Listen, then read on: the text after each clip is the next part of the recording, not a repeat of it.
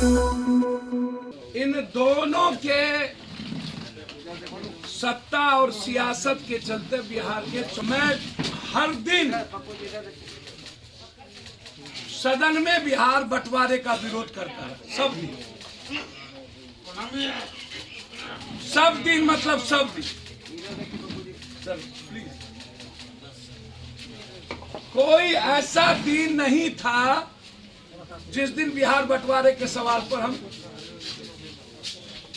सदन बंद नहीं करते। और लालू यादव जी ने कहा कि हम लास्ट पर बटेगा बिहार,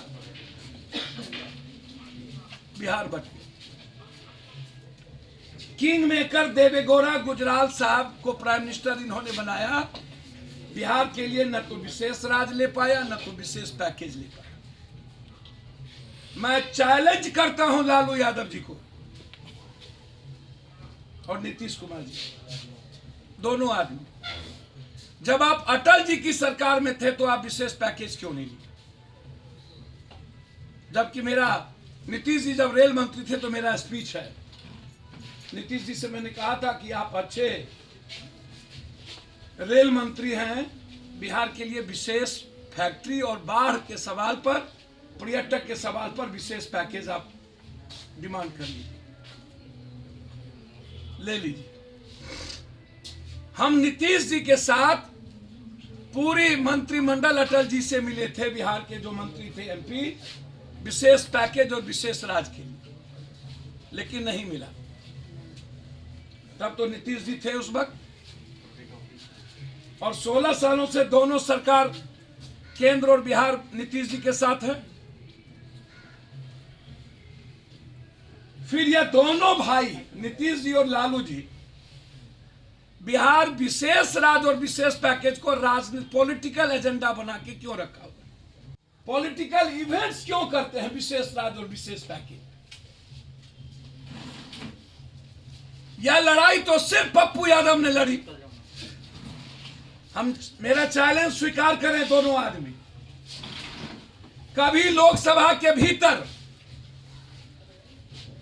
विशेष राज के सवाल पर और विशेष पैकेज के सवाल पर मंत्री रहते और नहीं मंत्री, कांग्रेस में भी ये रेल मंत्री थे, कोई एक बड़ा अभियान लालू यादव जी सदन के भीतर बिहार के सवाल पर जनता के सामने वो डॉक्यूमेंट लाए।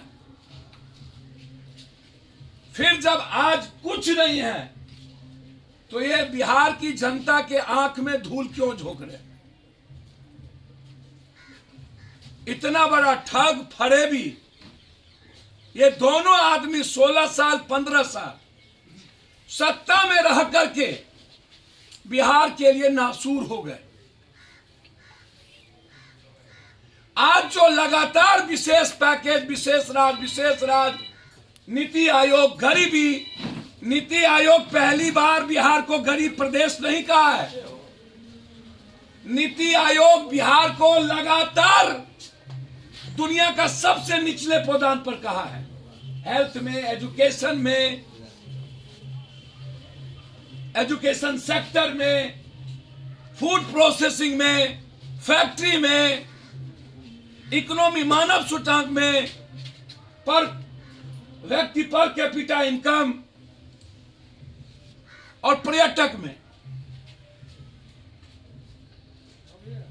सबसे कम खर्चा पर्यटक में और फूड प्रोसेसिंग में भारत में और दुनिया में कहीं हुई है तो वो बिहार है।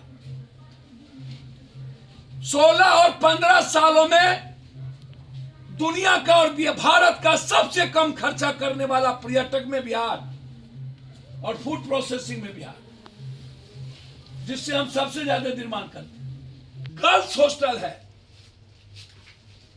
वह सरकार के अंडरटेकिंग में वो गर्ल्स हॉस्टल चलनी चाहिए, जहां सुरक्षा का, मानक का, सीसीटीवी कैमरा का, और वहां पर कौन बेटी कौन बहन किस हॉस्टल में रहती है उसकी पूरी लेखा जोखा थाने के साथ सरकार के पास रहनी चाहिए।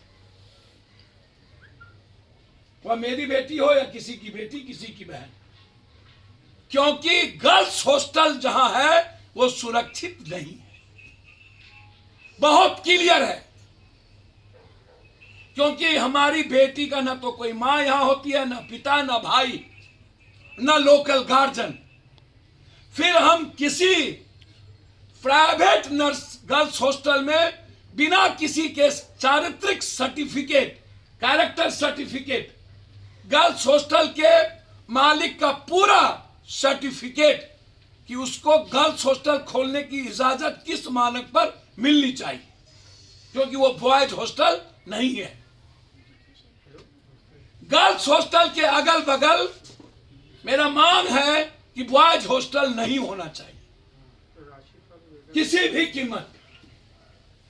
जब कॉलेज में और स्कूल में गर्ल्स हॉस्टल के अगल बगल बॉयज हॉस्टल नहीं होता है तो फिर शहर में क्यों? यह सिर्फ मेरा सवाल नहीं है, पूरे बिहार के हर घर की बेटियों का, जो पढ़ती है, जो बच्ची को पढ़ाना चाहती है, उसका सवाल है। इसलिए मैं गर्ल्स हॉस्टल का मानक तय करना चाहता हूं, उसमें गवर्नमेंट इस प्रक्रिया को फुलफिल करे। जो घटना दोनों बच्ची के साथ हुई है उसकी इंक्वायरी एसआईटी से, कल हम उस बच्ची से मिलने गए थे। पहले भी वो लड़का बाजार में इन दोनों बहनों को घूर चुकी है, देख चुकी है, और वो लड़का साइको नहीं था, ड्रग्स नहीं लेता था, वो टेलीफोन से पहले बात किया है और सोची समझी साजिश के तहत ये घटना घटी। एसपी साहब से मेरी बातचीत हुई है, पूरी जांच चल रही है। 3 बार हम बात कर चुके हैं। हाउस, शेल्टर हाउस, सीबीआई कहां खो गई? सीबीआई बड़ी मछली तक क्यों नहीं गई? सीबीआई शेल्टर हाउस की देवरिया से लेकर के मुजफ्फरपुर 32 शेल्टर हाउस की कहानी कहां गुम हो गई? आईएएस ने कहा कि एक एक मंत्रियों को, एक एक मंत्री के पास, एक एक विधायक मंत्री एमपी के पास लगभग 60% के पास शेल्टर हाउस की बेटियां पहुंचती थी।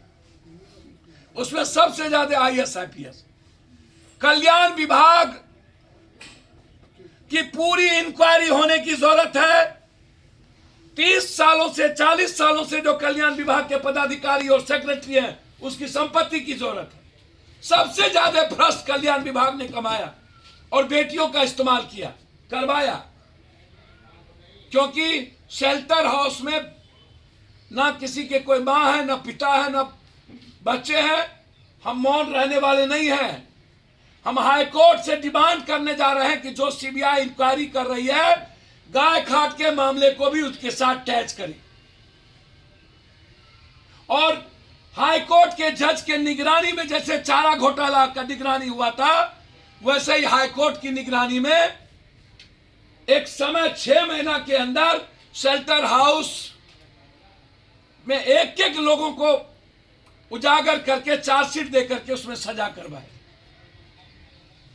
कौन कौन रसूखदार के परिवार, पूंजीपति का बेटा, आईएएस का, आईपीएस का बेटा, एमएलए एमपी का बेटा शेल्टर हाउस में 12 बजे रात के बाद जाता है, या बच्चियां कहां कहां जाती है।